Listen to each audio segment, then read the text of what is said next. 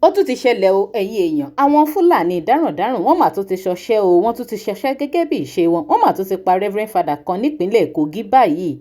bàbá Èkìtì ti pariwo bọ́ta pé àwọn Fúlàní wọn mà dẹ́kun gbogbo ìwà ọ̀daràn tí wọ́n ń wù bọ́n ṣe ń pa àwọn ọmọ Yorùbá lẹ́yọ kọ̀ọ̀kan ara ohun tó lóye Sunday Igboho sì ń ké tantantan nípa ẹ̀ náà ní pé a ní láti lé àwọn Fúlàní pátápátá lórí ilẹ̀ Yorùbá. àsìkò wa nílé ká gbára lọ́wọ́ Fúlàní gbogbo bi tí gbogbo ilẹ̀ Yorùbá bá pátápátá ká fi security mi fúnra wa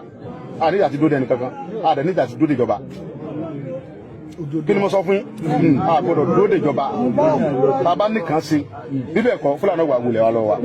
ọ̀rọ̀ tó lóye Sunday Igboho ń pàkíyèsí gbogbo àwọn ọmọ Yorùbá sí látijọ́ ó ti ń lágbára kọjá bẹ́ẹ̀ nínú fọ́nrán ẹ máa gbọ́ bí bàbá Èkìtì bó ṣe fohùn lẹ̀ gidigidi tààrà fún Ooni of Ife ọba Adéyẹyè Ògúnwùsì pẹ̀lú ààrẹ Ìbà Gani Adams Ààrẹ Ọ̀nà Kakanfò ilẹ̀ Yorùbá àtàwọn ọba aládé tó kù pátápátá wọ́n ní ṣé wọ́n sọ pé àwọn ò rí báwọn Fúlàní darandaran bí wọ́n ṣe ń ṣọṣẹ́ káàkiri nílẹ̀ Yorùbá ni bàbá Èkìtì ní eré kí gan ni ajá ń bẹ́kùn ṣe kí ni tó da Ooni of Ife papọ̀ mọ́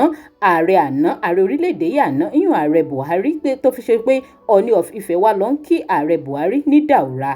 wípé ǹjẹ́ Ooni of Ife ó sọ wípé àwọn ò rí bí àwọn Fúlàní darandaran tí ààrẹ Buhari jẹ́ kan nínú wọn bó ṣe ń pa àwọn ọmọ Yorùbá lẹ́yọ kọ̀ọ̀kan nílẹ̀ Yorùbá ni pé ìjọ wá yẹ kí Ooni of Ife kí wọ́n máa bá ààrẹ Buhari ṣọ̀rẹ́ kan jọ máa visit ara wọn lé kán sì jọ máa ṣe pọ̀. ẹ wo ẹ̀yin èèyàn ọ̀rọ̀ pọ̀ nínú ìwé kọ́bọ̀ nínú fọ́nrán yìí ẹ sì jẹ́ ká àjíjọ gbọ́n tí bàbá Èkìtì sọ kẹ̀dẹ̀ máa bá mi fèrò tiyín sí comment bẹ́ẹ̀ bá ti wá fọ́lọ̀ wa lórí Facebook ẹ máa rí link kan lábẹ́ fídíò tó máa gbé yín tààrà lórí DIGINAIJA online TV lórí Facebook ní YouTube ẹ máa bá mi subscribe ẹ máa like ẹ̀dẹ̀ máa bá mi share fídíò yìí ó yá ẹ jẹ́ àjíjọ gbọ́rọ̀ lẹ́nu bàbá Èkìtì. ẹ jẹ́ máa béèrè ká máa béèrè lọ́wọ́ Ooni of Ife.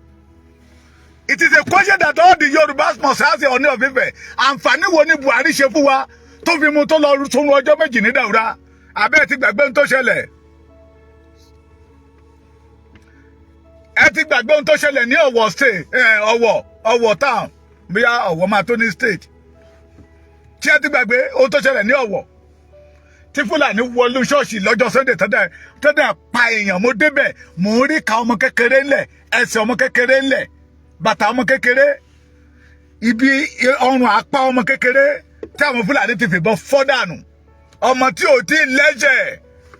tó wálé ayé ẹ̀ tiẹ̀ jẹ́jẹ́ Fúlàní pa so iye ò tún irun kan lára àwọn ọba wa but they can still go to the Fulani and say well done ẹ wá ní ká má sọ̀rọ̀ adárabóyin bàbá mi Prince Adébánjọ Israel Gbémi Adéyẹmí Olúwọlé Gbóyèga á dára fún gbogbo yín ẹ máa tẹ́tì mi Adó Èkìtì lèmi wà tó bá ọba ìlú mi bá ṣe màá sọ̀rọ̀ kábíyèsí gan mọ̀ á pè mí pé ọlá manisa ìka bábábábá yìí tí n bá ti nípa ọmọ Yorùbá inú ọmọ Yorùbá ò ní dùn sí. ẹ tún wá wo ìròyìn tí mo ṣe tún gbọ́ wọ́n ní Reverend Rántí Ige, a Pentecostal pastor based in Lagos, recent travel to his hometown, Mopa, ṣé Mopa ni àbí Mope, Mopa ṣáná kan sí bíbá yìí, in Kogi State, who was assassinated by Fulani herdsmen on his way from Isanlu to Mopa. Wọ́n ti pa picture eléyìí wọ́n ti pa may so rest in perfect peace. Ṣé gbogbo ń tẹ́ fẹ́ ká máa sọ fọ́mọ Yorùbá nìyẹn ṣé kádàrá tí ọmọ Yorùbá this is one of the a true son of the Yorùbás wọ́n ti rán lọ́rùn àrèmábọ̀ òun lẹ́wọ̀ yìí àìmọye wọn tán pa tí Fúlàní ń pa nípakúpa so ọ̀rẹ́ ọ̀tá mi náà ni I still stand on it ẹni bá ń ṣe ọ̀rẹ́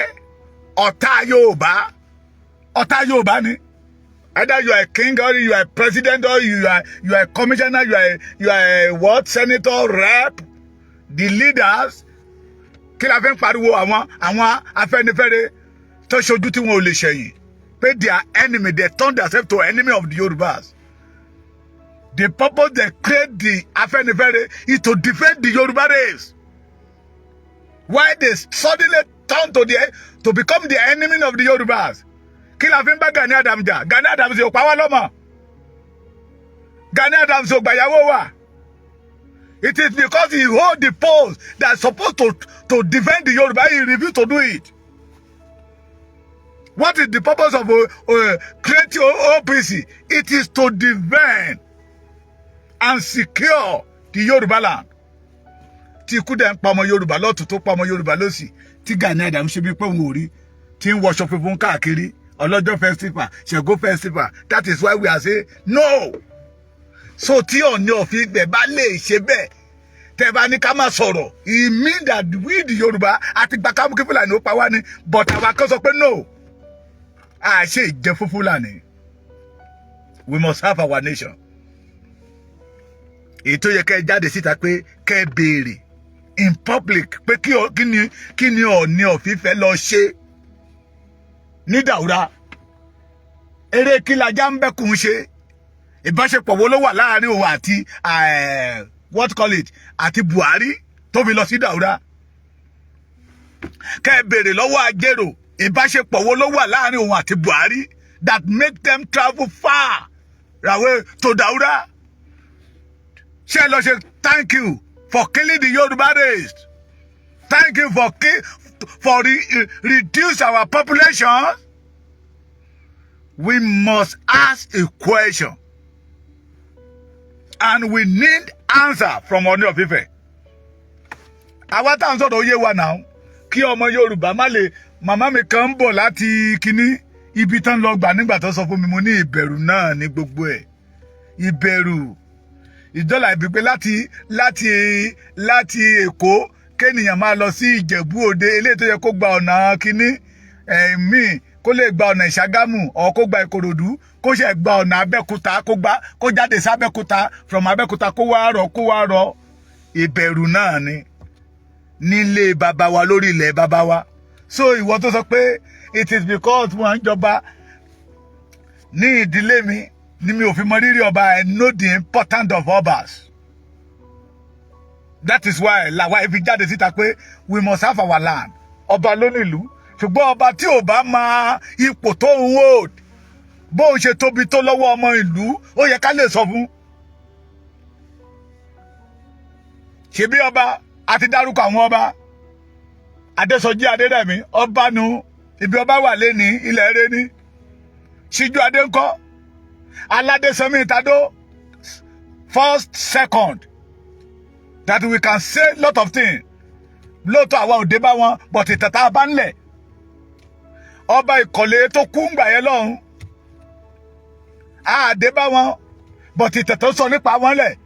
di Olójìdó of Ìdó Èkìtì tó ti àná àti ti jẹta báwo ò bá dé báwọn ìtàn tó sọlẹ̀ tí ò ṣe gbàgbé tí ó lè máa mú kẹ́nìyàn inú ènìyàn máa dùn pé yes àwọn ọba rèé ṣèbọ́ ọba kan ló wà ní Ìlà Ọ̀ràngún tó fi gbogbo ọjọ́ ayé ẹ̀ tó fi ń tọ́ ọmọ àwọn ọmọ tí ò jẹ́ nǹkan tó ń ṣe bàbá fún aláìní bàbá òun náà ló tún ṣe ìyá fún aláìní ìyá ṣe bàbá nìyẹn ṣe báwọn ọba ló ń dìfẹ́ǹdì àwọn ará ìlú wọn láyé àtijọ́ lára àwọn ìtàn táwọn bàbá wa sọ fún wọn ọba gan máa ń jáde lọ́gànjọ́ òru pé aburú ò gbẹ́dọ̀ ṣẹlẹ̀ alẹ́ ni tó bá ti ń bá ọ̀tá Yorùbá ṣe ọ̀rẹ́ ọ̀tá Yorùbá ní over 29,000 Yorùbás náà pa nígbà ayé Buhari ṣé ti gbàgbé Ọ̀wọ̀ ni ẹ gbàgbé Ìgàngán broda wa Owólabí ààyè ló wá ilẹ̀ Yorùbá òkú ẹ̀ náà dá padà sí Amẹ́ríkà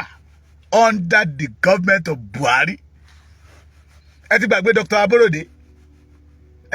ọkọ̀ olóyún Alájà ńkọ́ àtàwọn bẹ́ẹ̀ tí ò lórúkọ. We must ask Ooni of Ife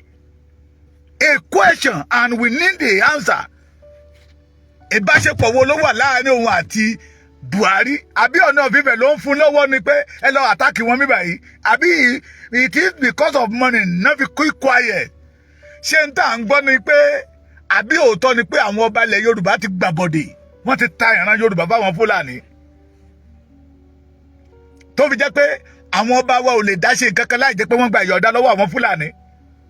Ó lágbára ó lẹ́tìkẹ́ ó gbẹ̀nù tán aláyé lẹ gbọ́ tí bàbá Èkìtì ṣe é lẹ̀ rẹpẹtẹ nínú fọ́nrán yìí ẹ̀yẹ èèyàn ojú wo lẹ́yìn náà tó fi wò ìyàwó ló kọ sí yín ǹjẹ́ lóòótọ́ kò yẹ kí Ooni of Ife kí wọ́n bá ààrẹ Buhari kan bá wọn ní àjọṣepọ̀ kankan kí ló opinion ti yín lórí ọ̀rọ̀ ẹ má bá mi jù sí kọ́mẹ̀ǹtì ẹ má gbàgbé láti máa follow DIGINAIJA online TV lórí Facebook lórí YouTube ẹ má bá mi subscribe ẹ má like ẹ má bá mi share fídíò yìí ẹ ṣeun tẹ́ ń darapọ̀ mọ́ mi tẹ́ ń gbọ́ mi ní gbogbo ìgbà.